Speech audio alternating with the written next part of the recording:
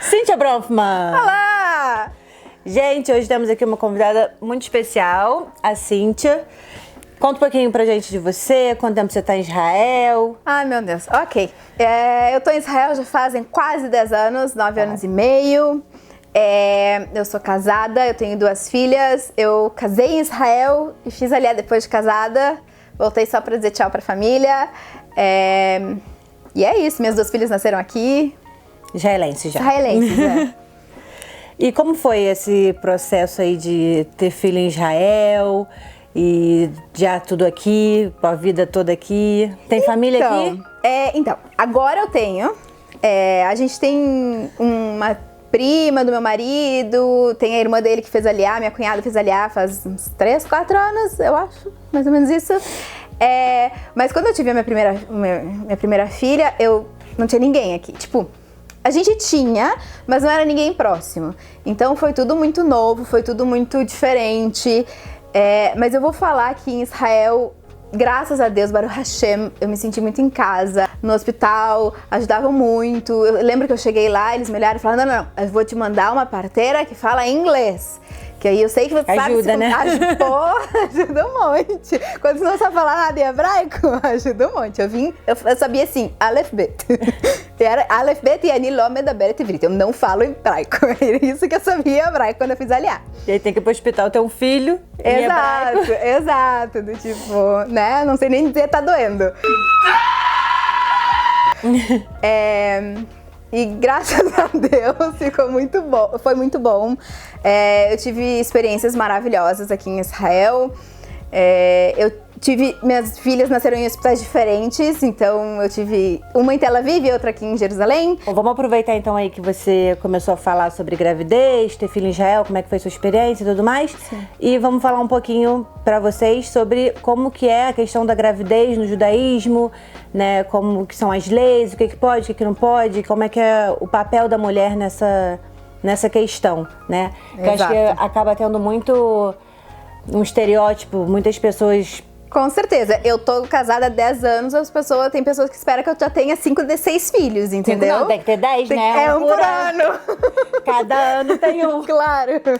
Então, só tem 2, tem alguma coisa errada. Tem alguma coisa errada. Não é assim, gente. Tem esse estereótipo porque filho é uma bênção, né? Pelo judaísmo e qualquer pessoa sabe, filho é uma bênção. Então, tem essa ideia de quanto mais melhor, mas... também não é assim, não é proibido evitar ter filhos. Sim, quanto mais melhor, mas para quem quer. Eu acho que é importante a gente saber, né, que isso é uma decisão, inclusive no judaísmo, totalmente da mulher.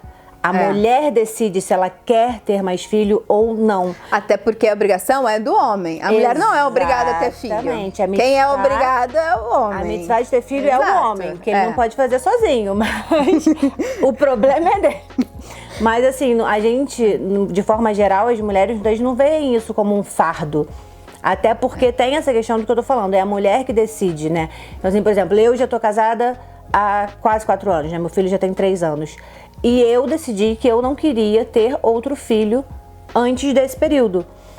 O meu marido já queria ter filho há muito tempo. E eu falei, não, agora eu não estou pronta, eu não tenho condições. Então assim... É muito importante a gente saber que essa decisão é da mulher. A mulher decide se ela quer ter o filho ou não, né? Então, assim, até pela Alahá, pela lei, o primeiro ano você pode ter, né? Você pode... como fala? Depende. Eu entendi o que você disse, que no primeiro ano tu tem a permissão de não ter. Isso, permissão, mas depende, porque eu casei mais tarde pelo judaísmo. Não vamos falar de idade aqui, gente, é um vídeo feliz. E o Rav falou, o Rav Rony Gurvitz falou pra mim, olha aqui, tu já tem que começar, aqui, ó. Então depende, cada caso é um caso. Depois do primeiro filho. Depois do primeiro filho, Depois que você tem o primeiro filho, aí sim. Se você por um ano, você não precisa, se você não quiser, nem precisa pedir permissão do rabino. Por um ano você pode tomar pílula ou usar o DIU. São os métodos que têm menos problemas, tá? Porque é método que a mulher tá usando. Quando é a mulher que tá usando, não tem quase problema. Porque, como a gente falou, mulher pode evitar. Sim. Então, assim, no primeiro ano você tem essa, né, essa permissão já de cara. Depois disso, se você quiser por mais tempo, que eu fiz isso, por exemplo, aí você precisa falar com o rabino. E aí, essa, né, até no último vídeo, eu e o Rav Rony, a gente falou sobre isso, a importância de você ter o seu próprio rabino, né? Então, por isso que é importante você ter o seu rabino, porque aí você vai perguntar pro seu rabino se você pode estender por mais tempo ou não. Exato. E se você não tem seu rabino, ele não tem como saber, ele não sabe a sua história, ele não sabe qual, né? Mas enfim, de qualquer forma, mesmo que você não tenha seu rabino, você pergunta pra qualquer um, ele vai te fazer uma série de perguntas, por que você quer, por que você não quer, enfim. Por exemplo, por questões financeiras, você não pode, né? Não pode evitar por questões financeiras. Porque dizem que todo filho traz o sustento dele. Dá dinheiro aí, mãe? Hugo, dinheiro, a gente consegue trabalhando, o dinheiro tá difícil. É que nem como é que nasce com o pão embaixo do berço, acho que tem um ditado assim brasileiro, alguma coisa assim. No judaísmo é igual. Sim, então se o problema for esse, não é um motivo muito aceito, digamos assim. Exato. Porque se é como se a Hashem tá te mandando filho, ele vai te mandar a Parnassá, o dinheiro junto, né? Agora, se for questões da mulher, por exemplo, eu amamentei o meu filho até 6 meses atrás. Ele tem 3 anos, até 2 anos e meio ele tava mamando. Então, assim, tava mamando, dormia na minha cama. Então, assim, eu não tinha condições. Eu sei que tem mulheres, não tô dizendo que não pode, tá, gente? Não me entenda mal. Claro. Tem mulheres que amamentam 2, 3 ao mesmo tempo, não sei o quê. No meu caso, eu não me sentia preparada para ter outro filho enquanto eu tava amamentando dormindo com ele na minha cama. Eu falei, eu não tenho condições, eu não tenho psicológico para conseguir amamentar 2 ao mesmo tempo. Mas outra mulher pode ter e aí tá tudo bem também. Agora, então, eu conversei com o meu rabino e eu falei pra ele, eu não tenho condições.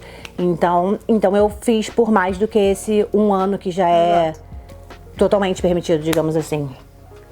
Sim, e aí tu teve a permissão e tá tudo bem.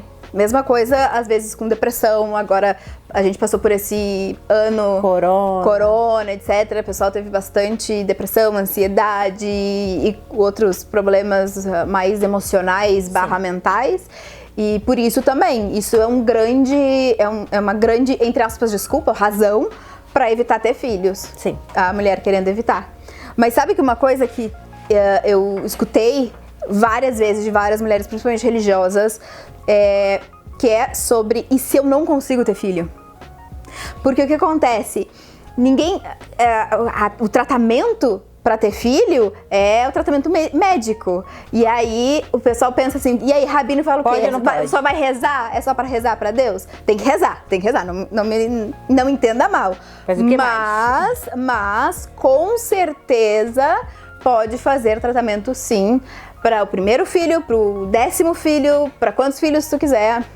Tem leis específicas para cada tratamento. Aqui em Israel é interessante porque os hospitais e as clínicas de fertilidade, elas têm um rabino lá dentro. Ah, tem um rabino e ele fala como tem que ser feitas as coisas. Não sabia disso. Dentro do, por exemplo, eu tenho uma amiga minha que está fazendo fertilização in vitro. Então, quando vai fecundar o óvulo, tem uma pessoa que se chama masguiar. Sabe, a gente escuta masguiar como coisa de restaurante, para comida, mas não é para comer, é para verificar o óvulo. Então, ela tá lá olhando e ela ou ele, né, tá lá olhando para ter certeza que o esperma do marido e o óvulo da esposa estão sendo colocados e não tá sendo misturado. Não é de outra pessoa. Se não é de outra pessoa, para não ter problema de alahá, de lei judaica. Então, isso é algo super interessante que eu não sabia. E uma coisa também interessante em Israel é que a fertilização in vitro aqui em Israel, até o 2º filho é de graça. Ah, é verdade? Quantas vezes tu precisar repetir. Exato. É de graça. E depois, pro 3º e pro 4º filho, aí depende do plano de saúde, mas é coberto, tipo, 80%. Uau, não sabia disso. Isso é muito interessante. Por exemplo, o Brasil é muito caro. Caríssimo. Nos Estados Unidos também. Exato. Então, até porque no Brasil tu tem que pagar umas guias à parte. Porque, né, aqui em Israel é normal você querer seguir a Alahá, você, né, querer fazer de acordo com a lei judaica. Exato. No Brasil, não. No Brasil, a maior parte do país não é judia. Então, assim, o cara não vai ter um mashgiach lá dentro pra já fazer isso, né? Tipo, a regra que já tem. Aqui já tem. Lá não, lá você vai ter que pedir, o cara vai. Então, além da fertilização in vitro, você vai ter que pagar o Mastguir, enfim. Exatamente. E aqui também tem duas instituições, tem mais de duas, né? Mas tem duas instituições também conhecidas, que é o Mahon Poa, uma delas, e a outra é a Tahareno. E eles ajudam e dão um suporte para famílias que estão passando por qualquer coisa, por algum problema na gravidez, por algum dificuldade em engravidar. E eles não só dão suporte médico, como eles também dão suporte psicológico e às vezes até suporte financeiro. Isso porque é muito legal. Porque tem algumas coisas que a pessoa daqui a pouco precisa fazer fora de Israel e tudo mais, e eles conseguem dar esse suporte. Isso é muito bacana. Isso é realmente aqui, acho que só em Israel tem essas coisas de que o que você precisar de ajuda, tem alguém para ajudar. Mas isso por quê? Porque o judaísmo sabe o quão importante é ter filho. Porque é uma mitzvah ter filho. Ter pelo menos um menino e uma menina, um guri e uma guria, como eu falo. Guria, guria. Essa é a mitzvah. Então, aqui eles realmente dão a oportunidade. esse suporte para você ter, né, as ferramentas que você precisa para cumprir a mitzvah. Então vem cá, a gente falou, né, das regras, né, um pouco e tudo mais, mas acho importante falar, mas qual a importância, né, de ter filhos, né, da onde que a gente tira essa ideia, né? Então, acho que tem escrito em vários lugares, né, na Bíblia, logo depois da criação do mundo, é uma das primeiras coisas que Deus fala, né, crescei e multiplicai-vos. Depois do dilúvio, ele fala mais uma vez para Noé também, né, para multiplicar, né? Então, assim, não é uma coisa que a gente tirou da nossa cabeça. Foi uma ordem direta, divina, falando, ó, vai lá ter filho. Então, fala pra mim, qual a importância pra você dos seus filhos? Você já tem duas, né? Sim. Cara, ter filho pra mim é uma bênção, é uma alegria, Eu não tenho como explicar, mas uma das coisas que eu mais gosto, que mais dá prazer é saber que eu tô ensinando, eu tô passando todo o meu conhecimento, todas as nossas tradições para as minhas filhas. É muito gratificante, né? Coisa que o bisavô fazia, eu posso falar, olha, tua bisavó fazia isso. Ou agora a gente teve Pessah, na mesa de Pessah, a cobertura das matzot era a cobertura que o bisavô delas usava. Uau. Então a gente dizer do tipo, passar isso e ver que elas são... É o gosto, sabe? E ver que elas estão felizes em fazer isso. Não é uma obrigação. É fazer parte da família mesmo. Sim, isso realmente é muito legal. Eu só tenho um por enquanto, né? Mas eu vejo isso também muito com meu filho, né? De você ver que você tá criando um ser humano, né?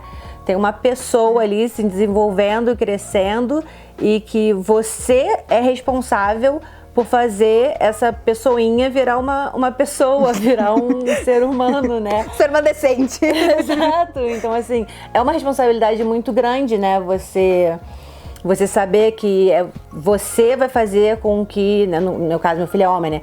Que ele vire um homem decente, que siga o caminho da Torá, que, enfim, que tenha um bom comportamento, que saiba respeitar o próximo. Então, realmente, isso é uma responsabilidade muito grande, é uma coisa muito bonita que nós temos essa missão, né? É verdade. Mundo. E a gente pode fazer isso com um filho, com 2 filhos, né? Não precisa com 10 filhos. Depende do quanto cada um de nós quiser ter de filhos. A gente consegue fazer isso. E é bom ver também que hoje em dia a medicina avançou para que as pessoas que queiram ter mais filhos ou que queiram ter filhos de dificuldade consigam ter. Sim, muito legal. Gente, espero que vocês tenham gostado. Deixa aqui, curte, comenta, compartilha. Fala o que vocês acharam, o que vocês gostaram, o que não gostaram.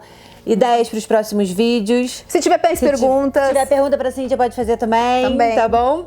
Muito obrigada por você ter vindo. Obrigada pelo convite, adorei. Imagina. Vou voltar. Volta.